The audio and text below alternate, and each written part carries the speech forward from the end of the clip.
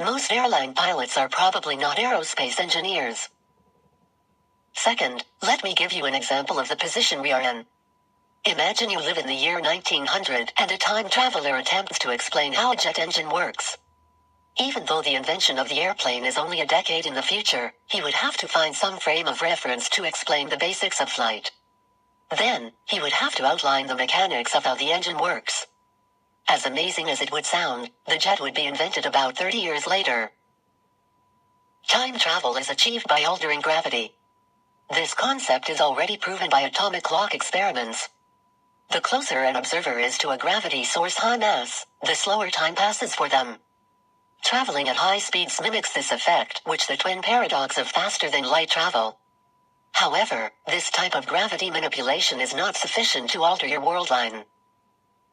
The basic math to alter world lines exists right now. Tytler first described a working time machine through his theory of massive rotating spheres. I apologize for the website, but it was the only one I could find quickly.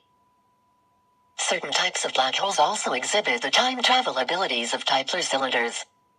Kerr was one of the first to describe the dual event horizons of a rotating black hole. As with Tytler cylinders, it was possible to travel on a time-like trip through a Kerr black hole and end up in a different world line without being squished by the gravity of the singularity.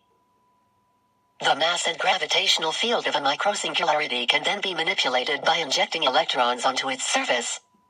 By rotating two electric microsingularities at high speed, it is possible to create and modify a local gravity sinusoid that replicates the effects of a Kerr black hole. For those asking how come a microsingularity doesn't swallow the Earth, or want to know details about the size, stability, mass, temperature and resulting Hawking radiation from such a thing, those details I must keep to myself.